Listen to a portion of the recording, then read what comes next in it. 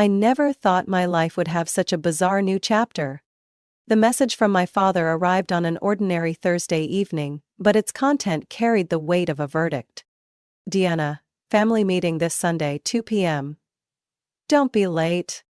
Just one short sentence, no explanations, but I knew all too well that these so-called family meetings never meant anything good. The last time we had one, my mother tried to convince me to help my brother pay off his credit card debt. Before that, my father had asked me to take out a bank loan to help them renovate their house. Not once had these meetings been just a simple, warm gathering. I thought about ignoring it. I was 32, had a stable job, owned my own apartment in New York. There was no reason for me to answer their sudden summons.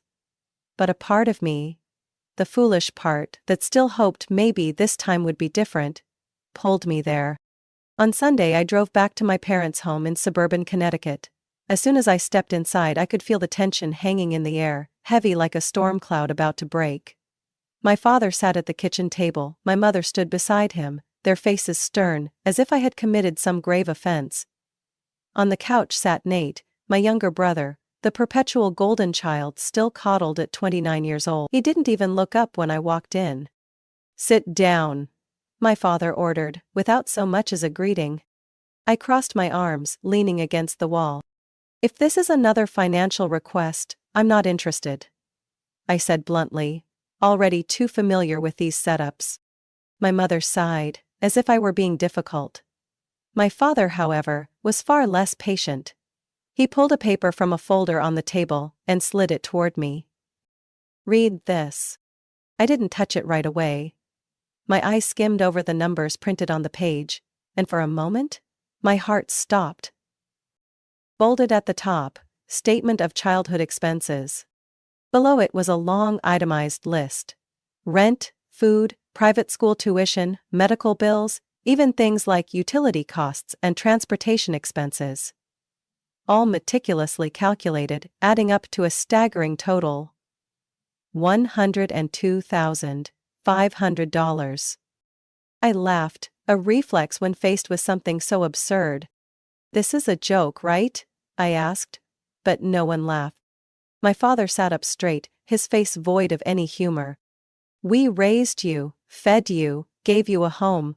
Now that you're successful, have a career, have money, it's time for you to give back." My mother nodded, her voice softer but just as calculating. "We're not asking for much, this is just a small portion of what we spent on you. Honestly, the amount should be even higher." I placed the paper back on the table, feeling my blood begin to boil. "Let me get this straight," I said, keeping my voice as steady as possible. "You're demanding that I pay you back? For being born and raised?" My mother frowned, as if I were the most ungrateful child in the world. "It's not about paying us back, it's about showing gratitude. Family supports each other." I took a deep breath and turned to Nate, who still sat motionless, as if this had nothing to do with him. "Is Nate paying this too?" I asked, though I already knew the answer. My mother blinked, my father smirked. "Nate isn't in a position to contribute right now," my father said.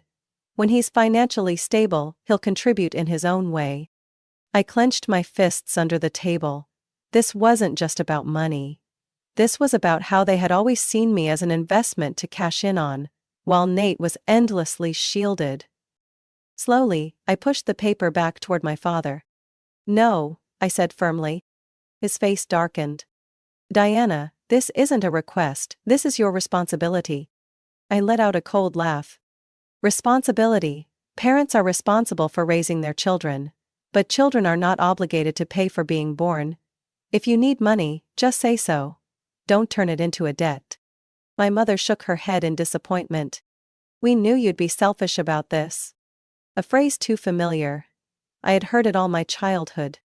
I looked straight into my father's eyes, unblinking. There was not a hint of hesitation in my voice, as I repeated, "Duh." A long silence stretched between us. My mother gripped the edge of the table, her face contorted with frustration, but I no longer cared. I was used to the way they looked at me whenever I refused to do what they wanted.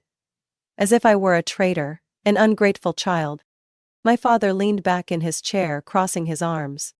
"Do you really think we don't deserve your help?" he said, his voice rough with barely contained anger. I let out a short, cold laugh. "Help? If I'm a debtor, then what is Nate? A lifelong VIP guest?" The moment the words left my mouth, I knew I had hit the nerve. My mother's face paled, her eyes darting toward Nate as if trying to shield him from my words. But I didn't let them interrupt. I leaned back in my chair, crossing my arms over my chest, and began. "I never expected anything from you, and I learned that lesson early." I looked straight at my mother. "Remember when I asked for a new pair of shoes when I was 12?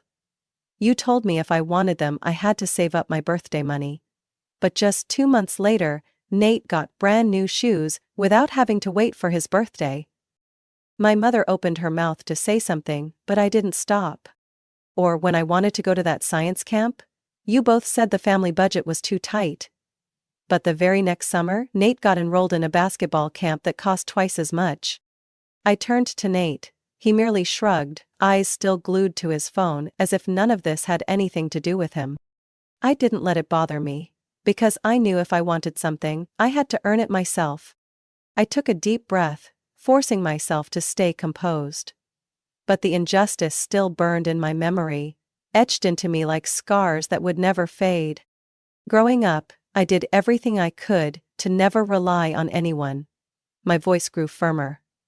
I started working part-time at 16, saved every penny to buy my first car. Meanwhile, when Nate turned 17, you just handed him the keys to one, no effort required. This time, even Nate couldn't pretend not to hear me.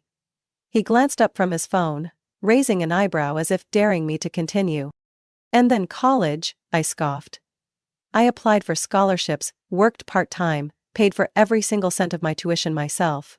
But when Nate failed his first college entrance exam, you paid for him to retake it.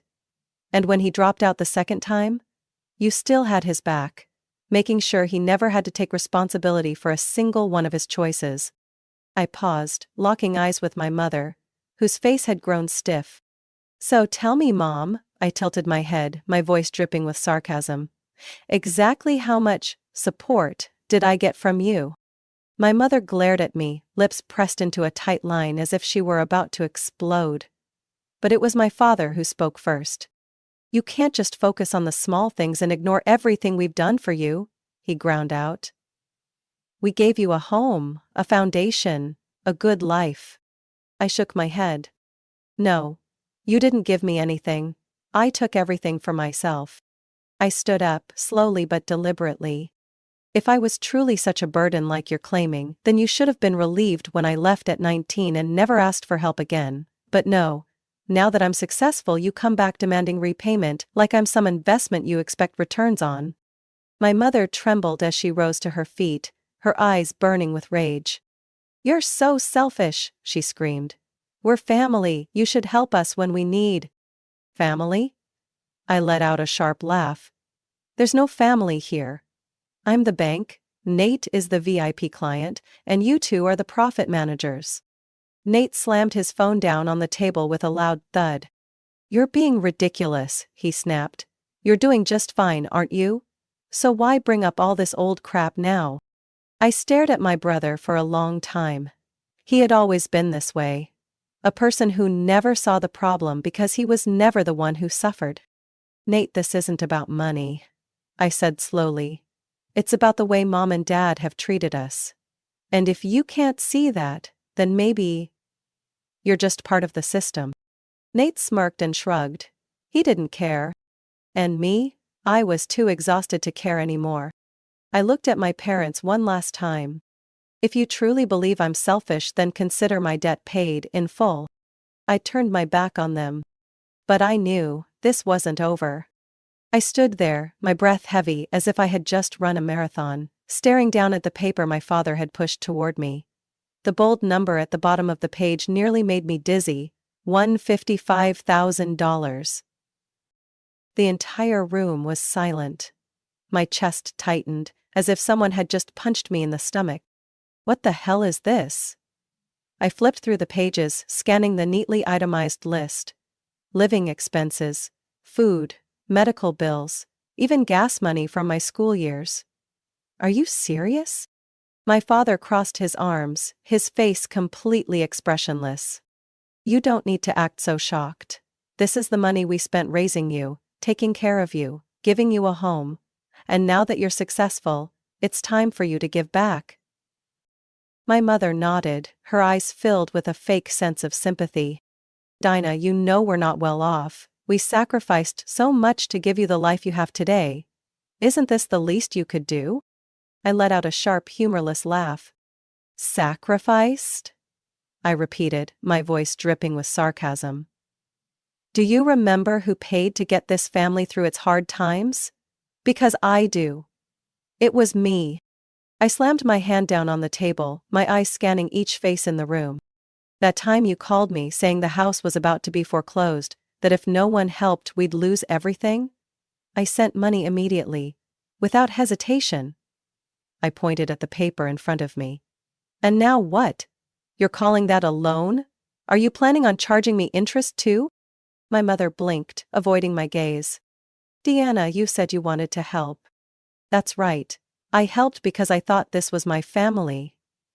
But what are you doing now? Turning me into a debt to be collected. I scoffed. And what about Nate? Does he have his own bill too? No one answered. I already knew the answer. I turned to Nate, who was still lounging in his chair, his face devoid of any concern. Nate, do you have anything to pay back? He shrugged. Mom and Dad didn't ask me to pay anything. Of course not. I nodded, my smile bitter. Because my whole life, I'm the one who's been paying for everything.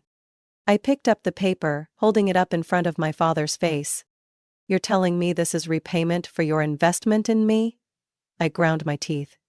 Then tell me, what about Nate? Does he get to live for free? My father sighed, his voice carrying a trace of impatience. Dana, you've always been strong. You've always been able to take care of yourself. Nate? He's not like you. I froze. Those words hit me like a slap across the face. So because I never asked for anything, because I took care of myself, I have to pay the price? Because I worked hard and stood on my own, you see me as a financial reserve? My father said nothing. I felt every cell in my body vibrating with anger. I looked at my mother, at my father, at Nate, one by one. This isn't a family, I said, my voice low but steady. This is a transaction. And I'm done playing this game. My mother opened her mouth to protest, but I had already grabbed the paper and ripped it in half. The torn pieces fluttered down onto the table, onto the floor, scattering like the fragments of something that had been rotting for a long, long time. If you truly believe I owe you something, then consider my debt paid, in full. I turned around and walked straight to the door. But just as my hand touched the doorknob, my father's voice rang out behind me. If you walk out that door, you are no longer our daughter. I stopped. The air in the room froze. I could hear my mother's sharp inhale, feel my father's cold stare. Sense Nate's indifference. I turned back and looked at my father for a long moment. I think that happened a long time ago. Then, I opened the door and stepped outside, leaving behind everything I had once desperately held on to. I stood there, my hand still resting on the doorknob, my breath heavy. My father's final threat echoed in my mind. If you walk out that door, you are no longer our daughter. For a split second, I felt something familiar. An invisible weight pressing down on me. The same weight I had carried all my life. Obligation. Guilt. The fear of being abandoned. They had used it to control me since I was a child. But this time, I wouldn't let them. I slowly turned around and pulled my phone from my coat pocket. If you want to talk about debts, let's make it fair. My mother frowned. My father crossed his arms, his expression darkening. I opened a file on my screen and tilted my phone toward them. $115,000. I read the first number aloud. The money I transferred into your account when you called me, saying the family was in trouble. My mother pressed her lips together. Diana, we needed that money to keep the house. Did you really want your parents to lose everything? I ignored her and continued. My savings, the money I spent years putting aside. I asked about it once and you both claimed you didn't know, but now, I do. It was transferred into Nate's account. What did you call it? Helping your brother get on his feet? Nate, who had been sitting idly until now, suddenly straightened up. Are you seriously bringing that up? He shrugged. Mom and Dad just wanted to help me. It's not like you're struggling. I let out a cold laugh. Oh, fantastic. So, I'm responsible for taking care of you, but you have no obligations toward me? Nate turned away, saying nothing. I looked directly at my parents, my fingers scrolling to the final figure. Grandpa's inheritance. My voice was steady. My entire life I had no idea he left me anything. But I found the documents. He left a significant amount for both Nate and me. The only difference? I never saw a single cent. My mother sucked in a sharp breath. My father clenched his jaw. That money wasn't just for you, my father snapped. We used it for the family, to make sure everyone had a better life. Everyone? I arched an eyebrow. Or just Nate? Silence. No one spoke. I glanced at my phone one last time before stating my final point. The total amount you've taken from me far exceeds what you're now demanding I pay back. If we're treating this like a transaction, then technically you still owe me. My mother's face turned pale. My father exhaled sharply through his nose, his jaw tight. Deanna, there's no need to take it this far. His voice softened in a way that set off alarms in my head. We can negotiate. If you think the amount is too high, we can lower it. I laughed. Negotiate? I shook my head. I don't negotiate with people who've stolen from me. My father shot up from his chair, planting both hands on the table. Who do you think you are, talking to us like this? I looked at him, and for the first time, he felt like a stranger.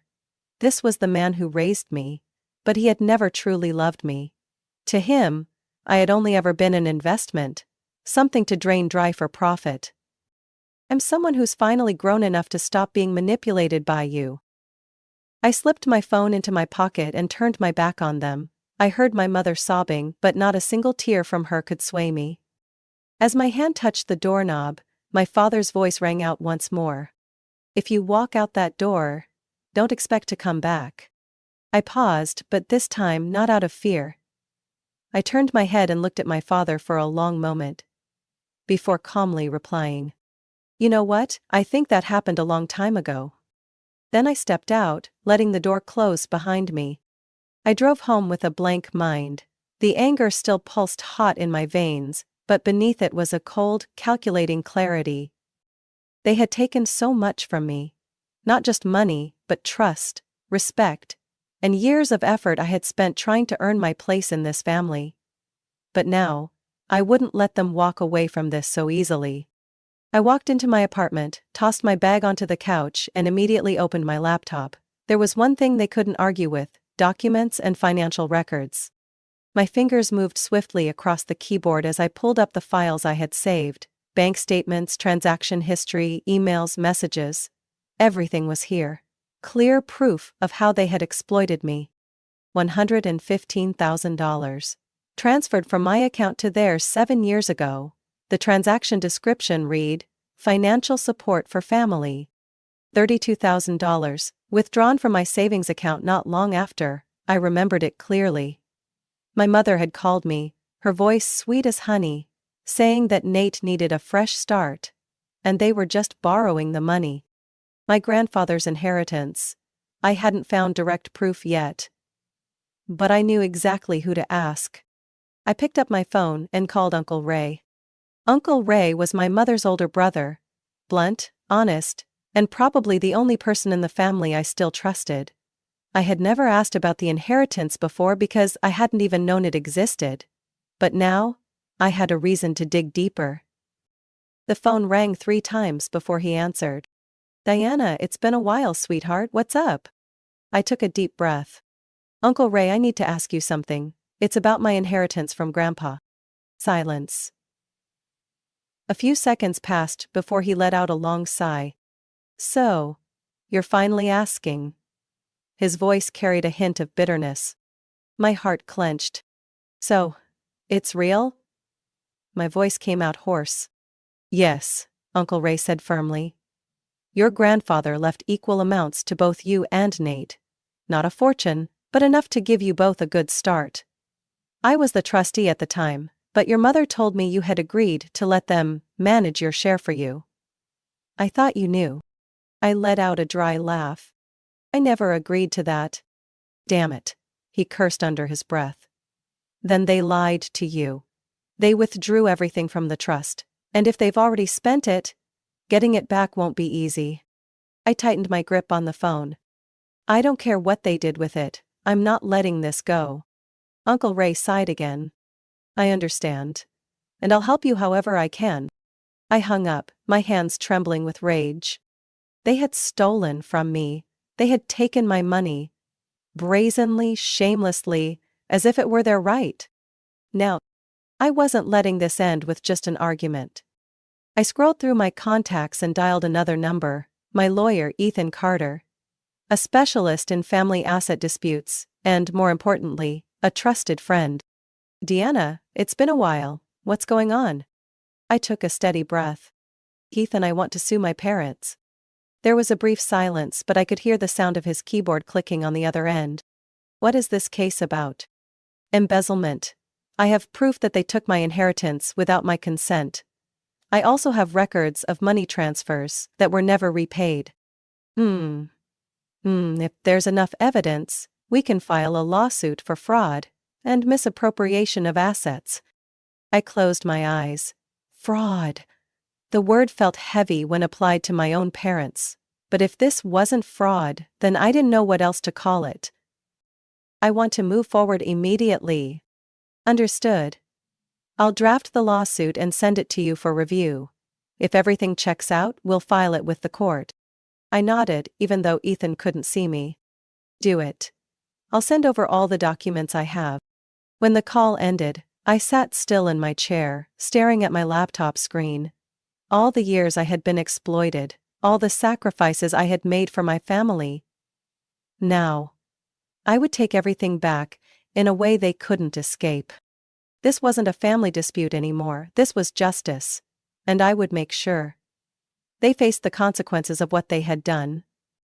3 weeks after I filed the lawsuit, things truly started to unravel. I was sitting in my office when I got a call from Ethan.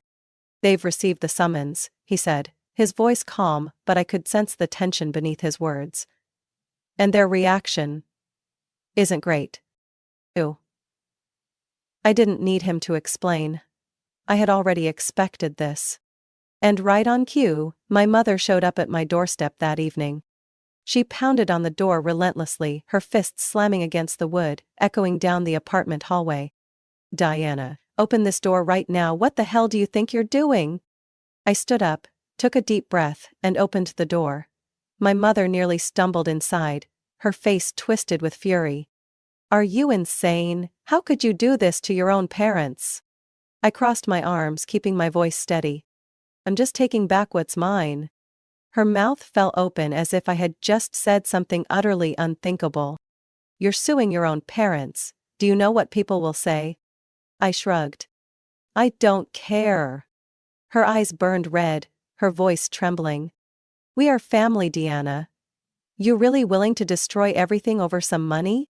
I clenched my fists. Family doesn't do this to each other. You're not the victims here. You took from me first. I'm only reclaiming what's rightfully mine. She broke into tears, but I felt nothing but exhaustion. She mumbled bitter accusations under her breath before storming out, the sound of her heels echoing down the hallway. But it didn't stop there. 2 days later, my father called. Deanna. His voice was low, missing its usual authority. You're taking this too far. I didn't respond. If you drop this now, we can handle it as a family. There's no need to blow this out of proportion. I let out a dry chuckle. So now you want to negotiate. His patience snapped, instantly. If you don't withdraw the lawsuit, then don't expect to have a place in this family anymore. That threat should have scared me. but all I felt was relief. Dad, I haven't been a part of this family for a long time. I hung up before he could say anything else. But the next person to contact me was the one who surprised me the most. Nate texted. "What the hell is wrong with you? Are you really driving this family crazy over money? Are you seriously dragging everyone down over some stupid amount? Don't you see how ridiculous you're being?" I stared at the screen, feeling an almost absurd urge to either laugh or cry. He had never faced the consequences of anything, and now that things were finally shifting, he was calling me unreasonable? I typed back 3 words. "Figure it out." Then I blocked his number. In the end, my parents had no choice but to pay me back. They sold the house, the same house they once proudly called the family home. The vacation condo they had flaunted to relatives? Gone too, liquidated to settle their debt. I didn't feel a shred of pity. This wasn't punishment. This was them finally facing the consequences of their own actions. Nate lost his mind when he found out. "You ruined everything for me," he screamed in a long-winded text I didn't bother reading. No, I hadn't ruined anything for him. He lost everything because our parents no longer had money to support him. Because they had spent my money giving him an easy life. And now that I had taken it back, everything came crashing down. For the first time in his life he had to take responsibility. My parents spread rumors throughout the family that I had sued them over a misunderstanding, that I was an ungrateful child, that I had destroyed them out of greed. I didn't care. I was free of them. No more desperate calls asking for money, no more emotional manipulation, no more guilt or obligation weighing on me every single day. For the first time in years, I felt light. I had reclaimed what was mine. And I had no regrets. I sat on the balcony of my apartment, swirling a glass of wine in my hand. The New York night buzzed with life, city lights reflecting off the towering glass buildings. Below, traffic flowed endlessly, people hurried from place to place. Yet for the first time in years, I felt completely at peace. No more persistent calls from my mother. No more guilt-tripping texts from Nate. No more threats from my father. I had broken free from the cycle they had tried to trap me in my entire life. And yet, for a fleeting moment, I wondered, was I being too harsh? I knew that, to them, I was the traitor, the selfish daughter who had mercilessly torn the family apart. They were probably telling anyone who would listen that I had sued my own parents over a small misunderstanding and had driven them to ruin over money. But I knew the truth. They had exploited me long before I was old enough to understand how unfair it was. They had drained me for every cent they could get, and when I finally demanded what was mine, they painted me as the villain. If anyone was wondering whether I regretted it, the answer was no. I had no regrets standing up for myself. I had no regrets exposing their manipulation. And I certainly had no regrets cutting them off for good. I thought about Nate. Not long after the lawsuit ended, I heard he had to move out of the apartment our parents had been paying for. With no one left to bail him out, no one left to take responsibility for him, he was finally on his own. Did I feel satisfied about that? Not exactly. I never wanted revenge, I just wanted justice. But one thing was certain, I felt no pity. Because for my entire life I had to rely on myself, while he never faced any consequences for his laziness. Now he had to do what I had been doing since I was 16, stand on his own 2 feet. I thought about my mother. Once, I overheard from a distant relative that she had been telling everyone how I had ruined the family, that I had forced them to sell the house, that I was ungrateful, that I valued money over family. I didn't argue. I let them say whatever they wanted, because I didn't care anymore. I thought about my father. He never reached out again. Maybe he still held a grudge, furious that I had dared to go against him, that I no longer followed the rules he had set. But I was no longer the frightened child he could manipulate. I was free. I looked down at my phone. No more demanding texts, no more pleading calls. I let out a small chuckle. Freedom isn't always loud. Sometimes it's simply the absence of things that were never worth worrying about in the first place.